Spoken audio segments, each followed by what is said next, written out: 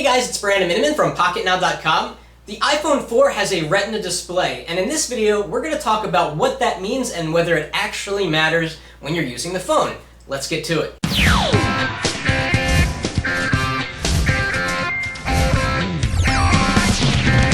So first, a little bit of background on screen resolution and display technology. And sorry if this is a little bit of a review for some of you, just want to set sort of a foundation here. Screen resolution determines how many pixels there are on a screen, and pixels are what make up the picture.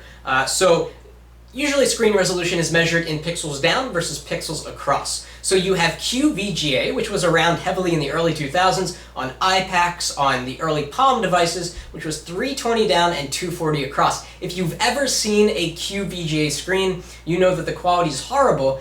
You see lots of pixels, images are blocky, text is hard to read. It's not a pretty picture. And then in the mid-2000s, we started to see VGA, which was double QVGA. So that's 640 down and 480 across. And then towards 2008, 2009, we started to see screen resolutions max out for Android and Windows Mobile at 800 down and 480 across, which still is pretty high resolution for a device that only has a screen that is the size of, this or a little bit bigger. But then Apple came along and said, we're going to do something a little bit different. We're going to go much higher than that, do 960 down and 640 across. The results of which is that the pixels are so tiny that you can't see them. Why is this? Well, let me show you. Okay, so what I have on my monitor right now is a swath that is 480 by 320 pixels. That's the same resolution of the outgoing iPhone. Now, this monitor has pixels large enough to where if you sit about 3 inches away, you can see them. You can actually see the pixels that make up the screen. Now, if I hold up an iPhone 3GS next to this swath, in order to get from that to this, they had to shrink the pixels a little bit to a point where you still can see pixels on the iPhone 3GS if you put your eye close to it. But for the iPhone 4, what they've done is taken an area this big, which is 960 by 640. This comes out to 326 ppi, and have packed it into a size this big. What's the only way you can get an area with this many pixels into a space this big? You make the pixels really, really small. That is why the Retina display is so unusual, because the pixels are so tiny, there are so many pixels per square inch that your eye truly cannot see them, unless you use a magnifying glass. So let's get to some hands-on demonstrations. So in practice, the high-resolution Retina support is half there. Let me explain why. I'm going to zoom in on the screen a little bit. And what Apple has done is upgraded any operating system level graphics like text and buttons to be supported. So out of the box, applications that are using the operating system elements, text and graphics will have a higher resolution look. But the author of the program still has to go in there and upgrade everything manually, like icons. Let me give you an example. I'm going to try to zoom in on the Maps icon, which is super, super crisp. And it just got blurry. Let me get to the sweet spot. Here it is. So hopefully you're watching this in high definition. You can see how crisp and clear that Maps icon is. It looks painted on the screen. Now if we look at the analytics application here, that hasn't been upgraded to iOS 4 with Retina support, so it's a little bit more blurry. Same thing with the Facebook icon. It's not perfectly scaled to the Retina display. Down here, the Weather Channel icon is not perfectly scaled. Let me try to get out a magnifying glass. I don't know how well this is going to work, and this will become even more apparent. So let's see here. So if we go into the smaller lens here, perfect. Look at the Maps icon. Look how crisp and clear it is, and then look at the Analytics icon. Not so much. It's got some jaggies on it. I know it's tough to see on camera, but try to bear with me. Look at the camera application. This is high resolution, very crisp and clear. But the Weather Channel, not so much. You can almost see a little bit of feathering around the letters because they haven't upgraded this to iOS 4. So let's drill into an application that has and hasn't been upgraded to iOS 4 with the Retina support. So we're going to go into the Weather Channel. Has not been updated, and you're going to see why in a sec. Okay, so text is super clear and crisp because this is being rendered at the operating system level. But if we look at certain graphics, let me try to get to certain graphics, maybe, well, up here, the advertisement. It's not scaling properly to the really high resolution screen. And you get this through other applications as well. So let me drill out and go into, say, and Doodle Jump. So Doodle Jump works, but it hasn't been upgraded for Retina support. So let's see if you can see this. There are jaggies around the word play. And if we go into here, we see pixel doubling. And it just doesn't look quite right. But there are some applications that have been completely updated for iOS 4 support, like Gun Range. This is an awesome, awesome game. You can look at the text. Right now, it's just doing a loading screen. Look how crisp and clear that is. I'm just going to play this for about a second, just so you can see that this has no jaggies. It's super, super crisp and clear, using all 960 by 640 pixels. This is the first game to use the gyroscope, and it is a lot of fun. It's $1 in the App Store. So, oddly, it is not working. Oh, there it goes. Oh, I think I have the gyroscope turned off because I'm manually moving around the screen. But hopefully you can see how crisp and clear this is. Look at the smaller magnifying lens. Very well done. Okay, let's do a comparison here. So we have the Google Nexus One, the iPhone 3GS, iPhone 4, and the HTC HD2.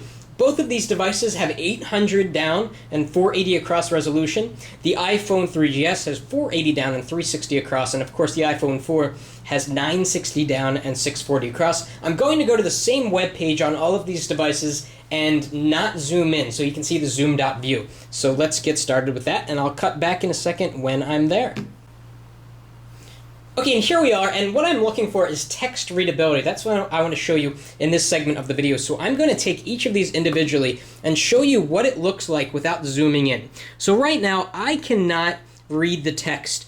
I don't know about you, but it's blurry, it's small, and in order to read the text of this web page, I would have to pinch to zoom in a little bit. Okay? I'm going to go to the iPhone 3GS. Also very blurry. I cannot read the text. It looks a lot more pixelated than on the Nexus One because there are fewer pixels. If I bring over the iPhone 4, the story changes. I can read the text because there are so many pixels making up these little letters. Even though they're really, really small on the screen, a fair number of pixels are still being utilized to draw that on the display. And then if we shoot over to the HTC HD2, I still can't read that. I'm going to have to zoom in order to read the text. But on the iPhone 4, that is not the case. Don't need to zoom in unless I want to.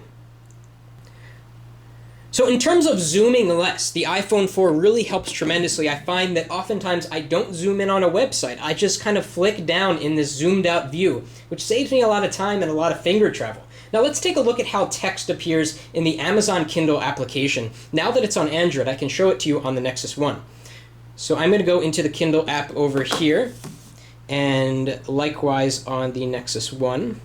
And it should synchronize to the exact same page on a book that I'm reading. Let me unlock the screen here. Okay, so here we are on the same exact screen. And this is where the sort of limiting factor of so many pixels comes into play. The text on the iPhone 4's display looks painted on. It's absolutely gorgeous. But it also looks very, very good on the Nexus One, which has also a lot of pixels on the screen, not as many. Where the difference is, and I don't know if you can see that, we may need the magnifying glass. Look at where it says, "So when people complain." Here it is. So when people complain, you see it there. Keep that in mind. And I'm going to go over here. So when people complain, the text is a little bit more fuzzy on the Nexus One because it has fewer pixels, but not that big of a deal. So in terms of reading books and reading text, a device with a high-res screen like the Nexus One, like the Droid X, all of those devices, not much of a difference, but going from the iPhone 3GS to the iPhone 4 is just a monumental jump in terms of text readability. Let me bring up the New York Times application because this is even more impressive. I can make the text much larger, and when I do that, you really get to see this screen shine. I mean, even though the text is massive, again, you do not see pixels. It's just really, really difficult to see them on the screen. Another place that the iPhone 4 really shines is in looking at photos. So I'm going to bring up my photo gallery here. Let me jump to something interesting. Okay, so here's a picture I took of a back of a car. It has a name of a dealership. And the clarity is just mind-blowing. It's a picture of text. And even if I zoom in a lot, you cannot see pixels. There are no jaggies. The quality is absolutely fantastic. Let me play some YouTube video for you so you can get an idea of how the video playback is. And I don't know what that is, so let's go to, okay, that looks good to me. Let's check this out.